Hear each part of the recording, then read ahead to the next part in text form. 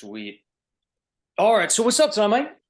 So first, just want to say thank you for taking the time to, out of your busy day to speak with me. I know, like, residency is not an easy task at all. I actually spent 2 weeks with the OS residents over at Cook County, and Woo! I got to see, a little bit of what you guys do, kind of get a little glimpse into it. I got to scrub into the OR, work on the floor, and man, like what you guys do is no joke. I've seen, the residents do some unbelievable things. So, all the respect in the world to, what you guys do over at NYU. So, thank you for your time. I know it's you got a busy schedule.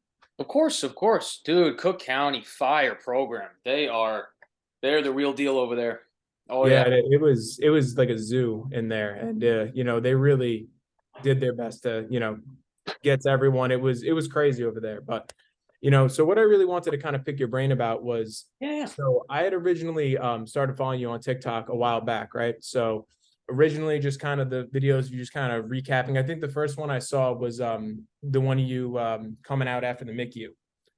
And so that was just before I had started my rotation. So, that was kind of like my first introduction to, what oral surgery residents are doing on like a daily basis. And, I really, liked how you had maintained a really professional sort of like brand of content, but you also kind of made it fun and entertaining.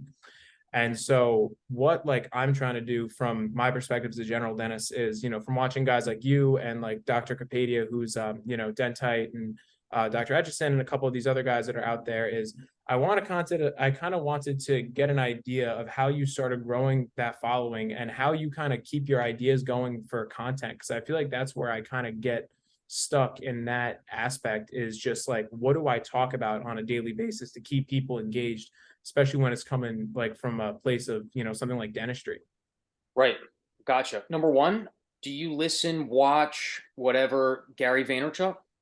Yeah, I've seen a couple things from Gary. Gary's good. Gary's number one. I also want to know, what have you been doing? And then we could get into that. What have you been doing as far as content goes?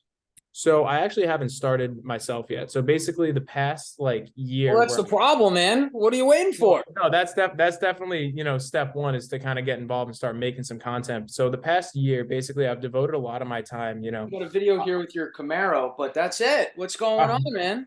yeah, so I haven't really gotten into the into like actually creating myself. So basically what I've tried to do in the past like 6 months to a year is I've been trying to, like, talk to guys like yourself, try to get an idea, because I don't want to just kind of start throwing things at the wall. I kind of Why want to not? have a little bit of a plan. Why not? And I don't really know. I think it's especially when being in dental school, I just felt like my life wasn't really exciting enough to start posting about it. I was kind of waiting for that moment where things sort of started picking up and I had like a little bit more content to be posting. Wait. Everyone wants to wait. Everyone wants to wait. Don't follow the herd. Don't wait for the perfect opportunity. It's kind of like with everything in life. There is no perfect opportunity. It's just Right. going for it, right? And yeah, you got to throw a lot of darts at the wall, and then Mhm. one will land, and then you go in on that, right? Sometimes three land, and then you Mhm. pick and choose. Well, I don't really like doing this. Okay, so cross it off. I like doing these two.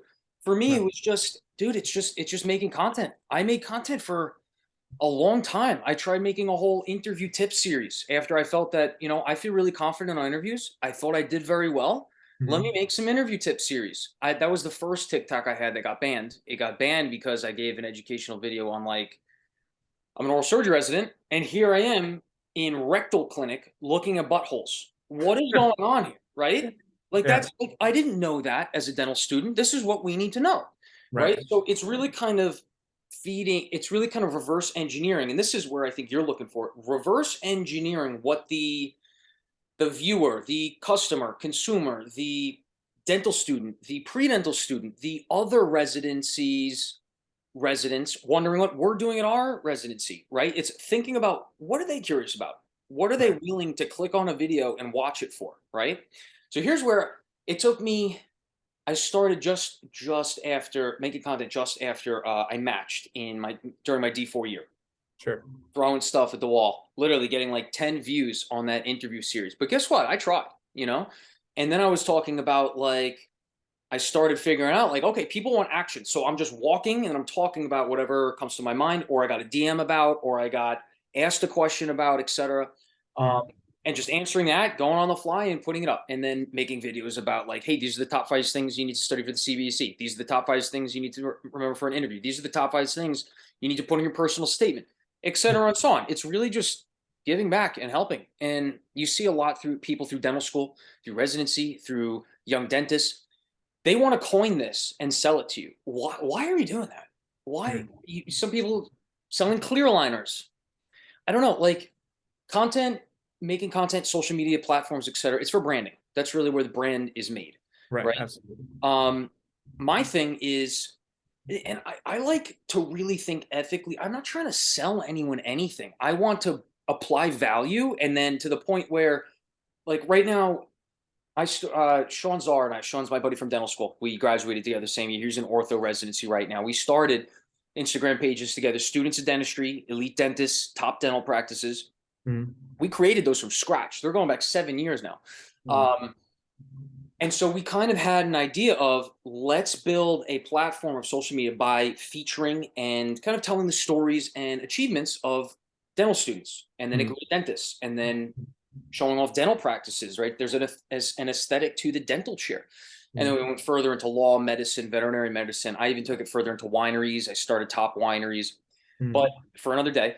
For now, you're really wondering about content. It's really just trying things, looking at the results, Mhm. trying new things, look at what works and doesn't work, doing more of what does work and doing less of what doesn't work, right? So would you say like, so when you started, did you have like something that kind of hit like right away and you're like, all right, cool, like this is like the path that I should go on? Or was it more just like, all right, like I tried this didn't work. I tried this didn't work, tried this. And then you kind of eventually just went down that rabbit hole until you found something that really, was able to engage people. Number one, you need to start with doing what you'd be interested in doing, Mm. right? Because you could try doing one thing that you think will work, say it does work. But after Mm. 2 weeks, you're like, this is going to get a lot of likes. This is getting a lot of views, but I'm just not that into it today. And that'll Mm. happen. That's normal. I would start with doing something that you'd actually be interested in doing consistently on like a consistent basis. Number two, I would do something that's fluid in your daily routine. So what you saw the content I was making, I literally just got out of work. I just stepped foot outside of the hospital. And Mm. through the day, I was kind of thinking about, oh, what can I talk about today? What can I talk about, later at the end? I step Mm. foot outside so that I'm out of the building, right? And then I just start filming. I talk about what happened, and then I get into my apartment building because it's across the street. I sit down, and then I cut out all the well, Right. cut it all out, and then it's boom, boom, boom, boom. Um, put the caption, right? The Sure. captions, Yeah. the closed captions, overlaying it. That Mm. is what just took off by a mile on TikTok. I would have kept doing it, Mm. but so I don't know if you know, none of that was a HIPAA violation. I didn't violate HIPAA, right? Yeah. Because Yeah. I Well, wasn't given there's anything, so I thought it was fine. But right. at my Nothing residency identifiable. program, they have Mm. their own HIPAA compliancy rules, Sure. regulations, stuff, and they Sure. don't want any patient information being like, even if no one can identify who these people are, Right. Right. but it's just they have a little bit more control, as many Mhm. institutions do, over content that involves patient care. Um, Right. we The see that a same lot. thing like with us, like at my university, like I know we had a lot of like people like posting x-rays of like, a bridge cementation or like teeth that they extracted or whatever it may be, and the school shut that down real quick too. No one knows whose teeth those are. Right. They got to grow up. But look, we're in healthcare. Yeah. Healthcare is very, very tight. I have a hunch that it stems it stems off from medicine towards dentistry, because in medicine, look, it's very consolidated. Mm. Hospitals bought up all the private practices around the areas, and it's growing bigger and bigger, right? Right. On Long Island, Northwell. it's literally like Northwell, Yeah. like Health Services, and NYU Langone. Yeah. That's it. There's like one or two like Catholic hospitals that are like they're like St. Catherine's or something like that, or St. Charles, but it's all just like the big corporations. Yes. And so how has it gotten here? Why is it going to continue to happen? And then how does that relate to marketing? My hunch is that, I mean, we know how it got here. I mean, doctors started to sell out, we're being pushed. The insurance is reimbursing less and less. This is happening in dentistry right now. Yeah. Insurance reimburses less and less. We're in more and more debt after dental schools, Mm. right? Not literally you and me, but like just in general, as dentists, we're more and more in debt. We need to take some, we got to start paying some money back, but we're getting less and less. We need to see twice, three times as many patients. Right. Dentists, they want to retire. So now they sell out their practice and they get the big pay cut. But then the next dentist coming in is going to get undercut because they're going to get less percentage, right? So that's how that happened. But now the major institutions are buying up all the corporations. And then that little remote satellite private practice that they haven't been able to get to, they can't get that doctor to sell out. Mm. How did they finally get just engulf that person? It's marketing, right? Mm. And the way they do it is they market directly to patients. They build up how outstanding Northwell is, or Aspen Dental or something like that, Aspen whatever it may be. Dental, right? The marketing, the advertising, TV commercials, TikTok. They're buying influencers. They're, because I mean, a lot of these influencers are sellouts. They're trying to sell their big scrubs, being their ambassador. That's what they Right. want, you know. And so the next thing is competing with marketing. So they're going directly to the patients. Patients think, oh, well, I saw the commercial of Aspen Dental, I should go there, rather than Dr. Goldstein at the private practice, right? Right. Um, Especially because, like, they see something, they're like, this I know is good. Why am I going to take a chance on something that might be good? You Yes, know? which might not necessarily be true, but people fall for advertisements all the time. Number two, what we're getting to is that how do you prevent the next doctor, the up and coming, the one that's going to graduate, that has a TikTok following, the Instagram following, make the rules and regulations on what can be posted on these platforms so tight, Mm. airtight, so that any step out of the boundary, no, no, no, no, no, no, cut it out. Right. That's what's happening. No one knows someone by the teeth on their x-ray unless they've been treating them for 25 years, Right. which is very rare. But this is where these rules are coming from, I think. I mean, yeah, I mean, it definitely makes sense. Like, they don't want, I know, like, in the past, like, 5 years, especially, like, it's gotten a lot tighter. And I feel like it's made it even harder for us as, dentists, oral surgeons, practitioners, because I mean, as a whole, it's like you're also getting people that are getting so much misinformation out there too. Like, they're Yeah. really shutting up the people that actually have the information and want to share, like, good education. Cause, like, I mean, how many times, like, when you were, even, I'm sure even now in residency, like gotten someone that's like, oh, I just tried oil pulling and, like, I don't need this root canal anymore. Or, like, I've gotten a bunch of people that are, all big on the oil pulling, and then they come in 2 weeks later with a massive abscess. It's all ridiculous. Yeah, You it's, know? it's whatever they see on TikTok. They want to try it. It's cheaper. I saw this guy who has naturally white teeth, but telling me he did this. Mhm. It's There's a lot of spreading of misinformation. You're right. Yeah. Same thing with remember that charcoal toothpaste that was big like 3 years ago? Yep. People just wearing down their enamel. And then All the the braces. people that are going over to Turkey to get full like anterior crowns. Veneers. Yeah, right. Veneers coming back with Straight- full coverage crowns. Yeah. Yeah, yeah, there's a lot of misinformation. We're it's airtight, and Midwestern I'm not sure about. I know what is it? Not Indiana, the other one in Chicago. It's like, UIC. yes, Yeah. UIC. Someone was telling me when you walk into the front of their building, there's a poster of the DSO that gave like a lot of money to the dental school, and Oh, wow. this is what's going on. But so okay, so let's get back to the root of what we're talking about. Sure. Content. Yeah, And Doc, if you don't mind, I'd actually be really interested to hear your story from start to finish, because you mentioned all these other projects that you had worked on, the wineries and, like, businesses that you had started with your buddies. I'd really like, if you don't mind, to kind of dive into that and just kind of tell me your start to finish of how you kind of got here. definitely, definitely. Let's get in. Let's dive right in. Call me Brendan, by the way. It started in 2017, January. That's when we started the Students of Dentistry. We figured, okay, we are in the prime era of social media. This is 2015 to 18 in this Sure. zone where, like, everyone wants their face all over Instagram. Mhm. Why don't we just feature everyone in dental school, right? But let's make it positive, right? Because this is an amazing community. I think we have. It's very tightly knit, right? Right. So we started featuring dental students and their stories. It blew up. It took off, right? And then we're like, wait a minute, this is really good.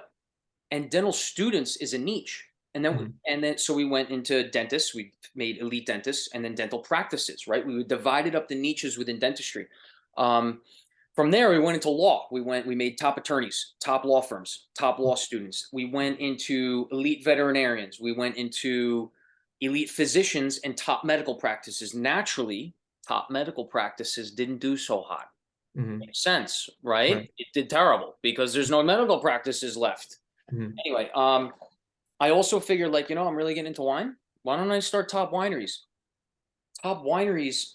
So all the other accounts we registered for the United States. Obviously, we're in the United States. Top Wineries, I wanted to think like portray like I just feature pictures of wineries and now reels of wineries. I started based in Italy. And as you Mhm. know, the algorithm has changed a lot in the last 7 years, but a Mhm. lot within the last 3 years. Right. It's all gone reel based. The algorithm promotes reels and Mhm. to the posts, Right. right? And then I don't know if you noticed, they did the whole mental health thing. Let's take away likes. Mhm. They really wound down the algorithm on posts after that. That Right. was really a way so that everyone has to hide their likes whenever they post because Mhm. that's getting no views. There's Right. no impressions left on that. Anyway, um, I think so. Top Wineries, I think it's at 133,000 followers now. That's the big of all the accounts that I've partaken with. I think it's because the algorithm in like other foreign countries is a little bit delayed, right? Mhm. Because in the US right now, it's all business based. Facebook is and Meta is just trying to soak the system with money, right? Anyway, so from that point, we figured, okay, we know current dental students. This is just in the beginning of this is 3 months, 2, 3 months into COVID. Sean and I Mhm. sat down and we're like, we know dental students at every dental school in the United States. Mhm. Let's do something bigger than this. Let's utilize our connections. Mhm. I think we could give back to pre-dental students because think about it. How much information did you actually have, like widespread, that you knew what to do to apply to dental school? So I took a gap year and I figured it all out within like that, like 6 months of applying. Like what I remember, like so I don't know where you went to undergrad, but like I went to the University of Albany. And like when I asked for help, like from my advisors, so like my first year, because freshman year of college, like I was a goof, I didn't do much. Like Albany, baby. I was, dude, that's how it is. But I went to like the pre-health advisor and they told me right from the bat, they're like, you're never gonna get into a doctoral program, you're never gonna get into dental school, like you're never gonna get there. And from there, like I wasn't even allowed to go see the pre-health advisor. She actually said to me, she's like, I don't help dentists, I help doctors. Okay. And then Jesus I didn't have Christ. high enough GPA from my first year to apply to like even go see the pre-health advisor. They stuck me with someone else who ended up being fantastic. But Good. I didn't like know a lot of the ins and outs. Like I was a bio major, like I didn't know that you could be any major and take prereqs and still apply to dental school. Like I had no idea that was a thing. I didn't find out that I had to take an entrance exam until my junior year of college. And then that's why I ended up taking, a year off. So like applying to interviewing, that was all just self-taught, like within like my senior year and my gap year. Exactly. Self-taught, right? And same thing. I took a gap year too. Very Yeah. similar. I was initially aiming for med school, and then I saw what some dentists did and oral surgeon. I was like, I kind of like this better than the whole Yeah. like psychiatry thing, going to med school, not no, especially when I found out that all the doctors I knew were miserable. Yeah. So going from there, exactly. We're like, there's no like platform that Right. really kind of gives all the information for free, so you Mhm. can figure out put your own pieces together in order to apply for the take the DAT, apply to dental school. What steps? So we're like, why don't we connect current dental students and we'll Mhm. feature them and give them their promotion to Mhm. pre-dental students, by just an email, answering a couple questions. It's a lot more than what most pre-dental students are getting. Mhm. So, and then we could combine it, not combine it, but we could put it broad scope across the United States so we can put up real-time data for the schools in the US. Anyway, so we created the pre-dent mentor map. It was a rough copy and it was the pre-dent like list. Mhm. We're actually just finalizing within these next 2 weeks the second, even third vamped version of this map that's going to show all the dental schools in the United States. We want to go Canada next. We're going to put real-time data of each school, class size, tuition, average Mhm. DAT, et cetera, featuring those students that mentor, the current dental student mentor on there. Put a discussion board like Student Doctor Network. We're putting that on the map. This is going to be like our product service, but Mhm. we don't want to sell it. I see Mhm. a lot of students, and this is what I was talking about ethics wise. I'm trying to really talk fast and get a lot in here.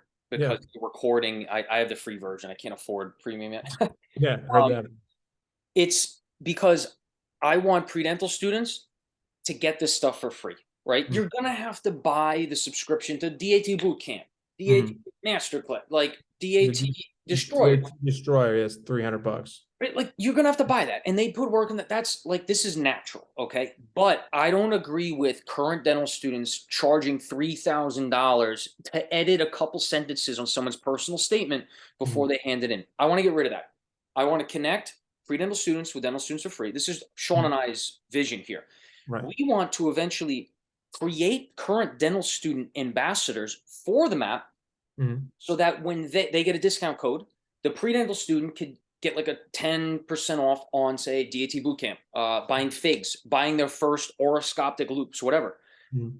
And then a 10% discount for the pre-dental student. 10%, so let's say $100 goes to the current dental student mentor.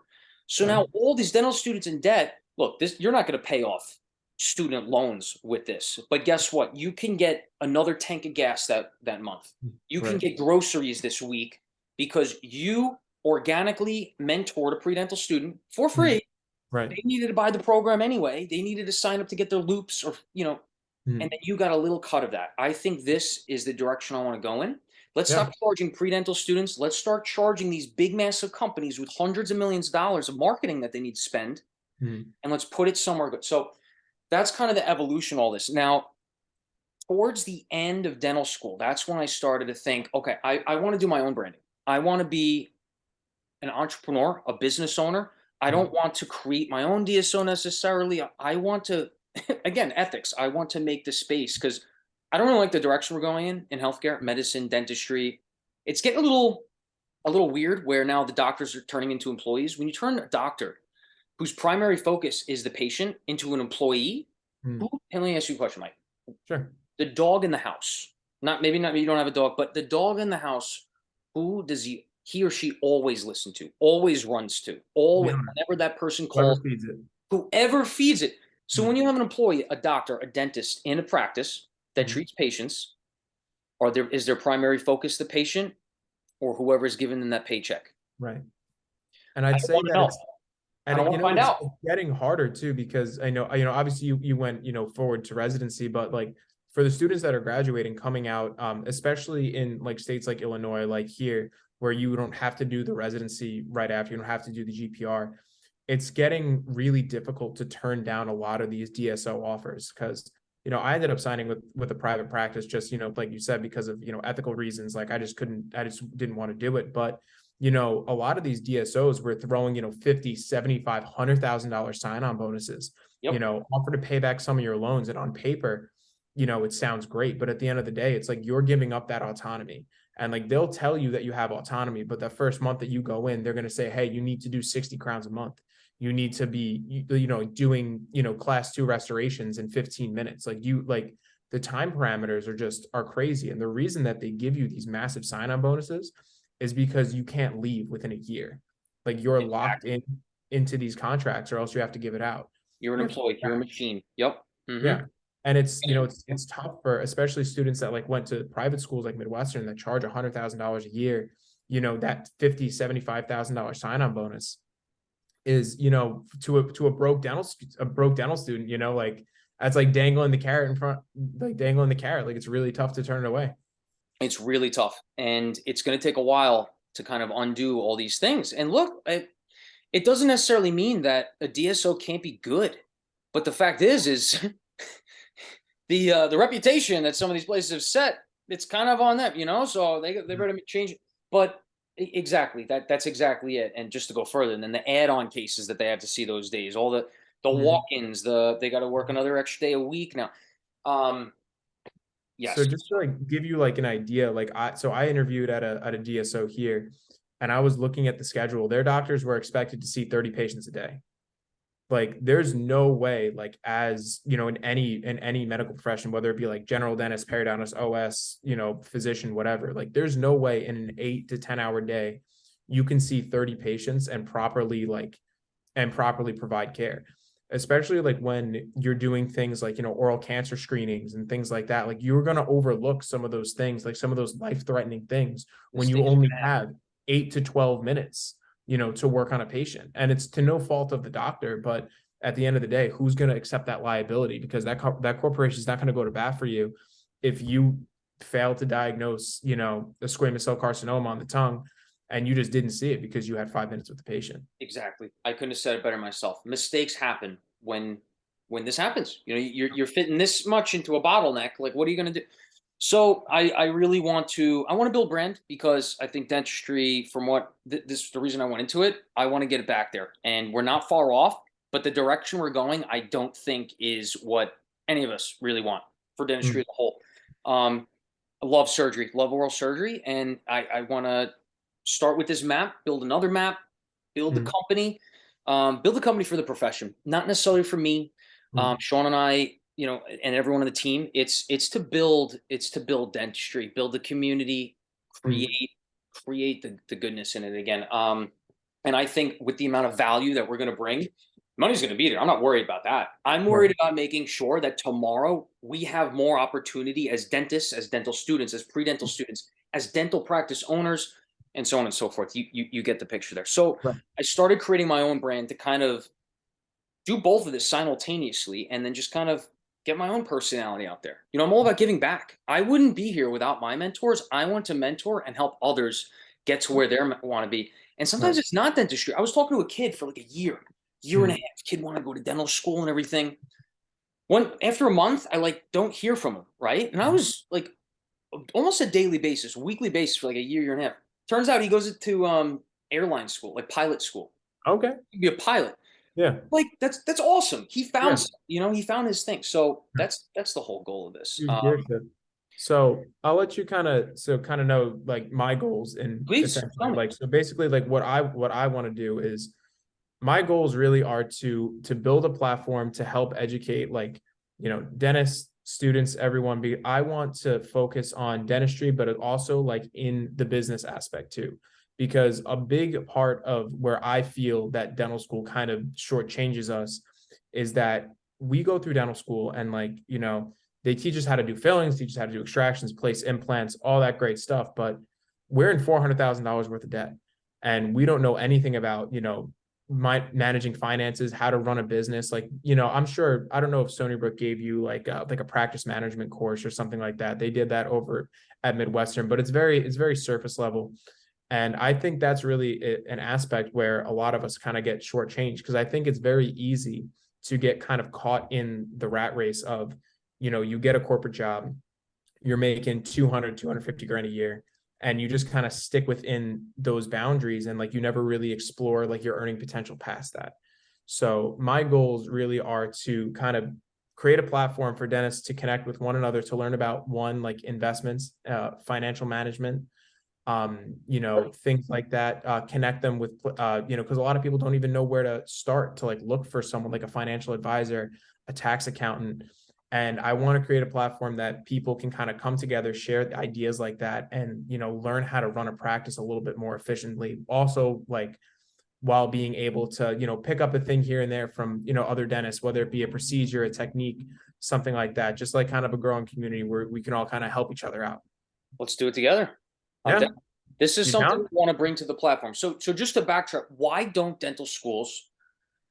Well, one, there's also, in some cases, this is not to write on, but sometimes there's a lack of competency in the faculty of dental schools, and they didn't go into private practice. They've been in academia their entire life. So Mhm. they don't know what they get a passed down PowerPoint from the last guy who Mhm. had a private practice in 1972. Right. What are they going to do with that? Kids don't Right. want to do that. And now going forward, hold on, let me just X out of this 10 minute. Yeah. We got plenty of time. We can sign back in if we need to. With DSOs emerging and everything, giving big endowments to these dental schools, they don't want to teach people practice management. If they Right. don't know finances, they're going to work for that DSO that does know the finances, Right. further into this loophole, this downward Mhm. spiral of employees. Mhm. So this is a big thing for Sean and I. This is what we want to do with the map, the platform. We want to bring education. That's what we do with this podcast, Dose of Dental Podcast. We do that because we want to get in touch with these individuals. But I just want to take a step back. How are you going to provide that information? Do you have it all under your belt? You've taken courses. You know how to run a practice from experience. So no, like out of, out of the jump, it's like basically all of my knowledge has just kind of come from one, reading books. So basically I'll tell you how I kind of spent my 4 years of dental school, right? So Yeah, yeah. my 4 years of dental school has been spent, and even my gap year, right? So basically like what I did is like I'd read a finance book, an investment book, a dental business book, and then I would hound the author.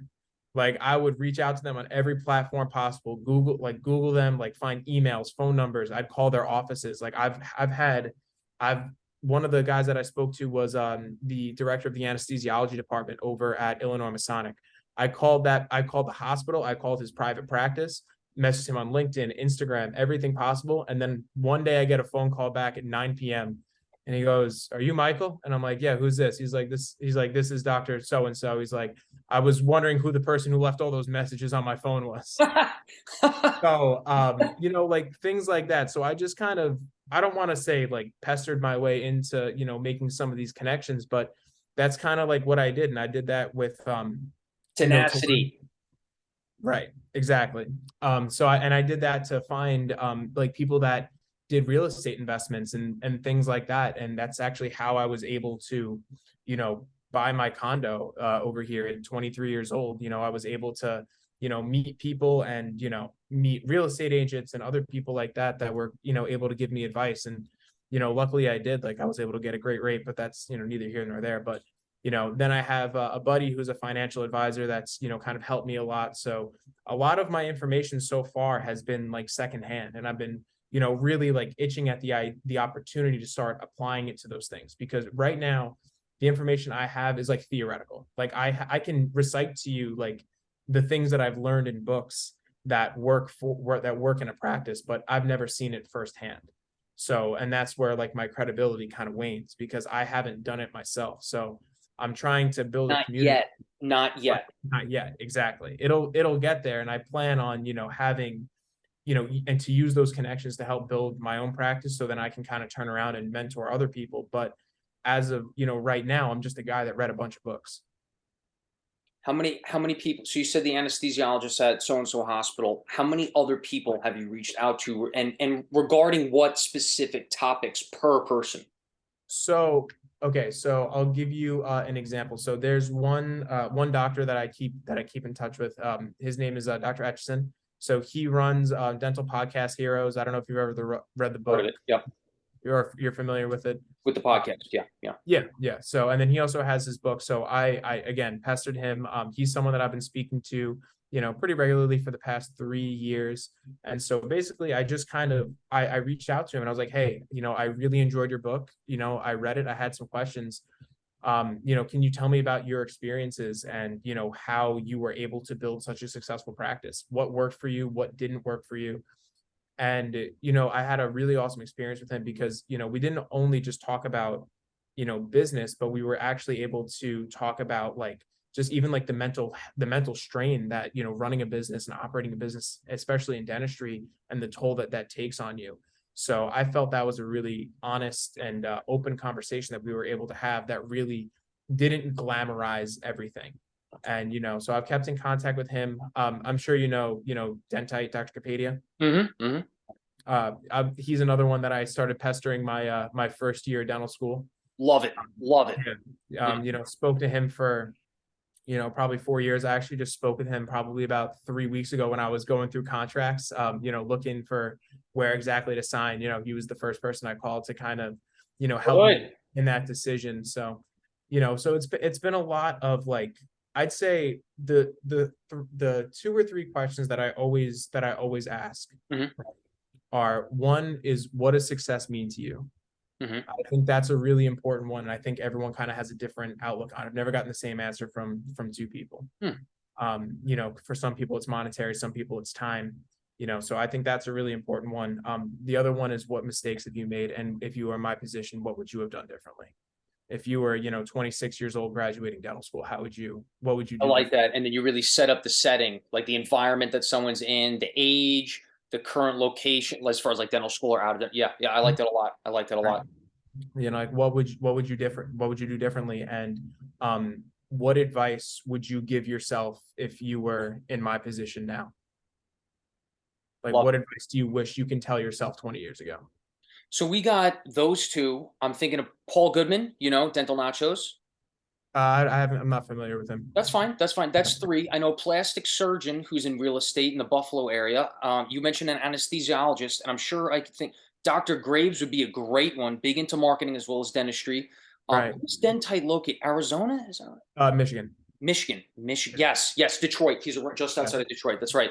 Yeah. So we have Where's Dr. Graves? I've spoken to him too. Texas. Texas. Texas. Yeah. Yeah. That's what. Yeah. Yeah. He's the OS out there. Yes. Amarillo, I think, or something like that. So what was that? Amarillo, I think he is, right? I think that's yeah. I think that's right. I Yeah. think that's right. So that's five people right now. If we were to talk further about it, I think we could get to at least seven. I really think you have like a natural ability with these questions that you're mentioning for podcasting. What would you come on board? Like, let's do a business and dentistry Yeah. series where we Yeah. invite these people every other week. It can't do an every week thing. Let's Mhm. put it on Dose of Dental. Mhm. Okay. I also want to know more about your dude. Let's do it. Let's contact whoever you're in contact. Let's get Dentite on in 2 weeks. Yeah. Let's have a podcast Wednesday night, 8 p.m. That's like Mhm. my only time I could do these things. Mhm. Let's do that. I want you on. I'll see you could come on board for my team. Well, Sure. maybe we can market it so other people could come to the event too. A Q&A Sure. session. We'll get there, right? We'll talk this through more. I think a business and dentistry series will be good by building content, podcast as well as short form content, whether it be YouTube Shorts, whether it be Reels, TikToks. I think we can eventually grow this into, I don't know, we'll see, course or whatnot. We'll get there. We'll get there. Let's start small. Mhm. But okay, so that aside, we'll talk about that further. We have 2 minutes and 20 seconds left. Can you do me a favor? Can you just sign out of this real quick? Because I want to go in for you now as far as your content. I want to get back to the initial question, right? I Sure. think if Sure. we have something here, this is long form content. Let's go back short and your brand and where you want to go with that. Let's just sign back out and sign back in for me. Sure. So just leave and come back. Exactly. Same link and everything. Yeah, I got you. Give me 1 second.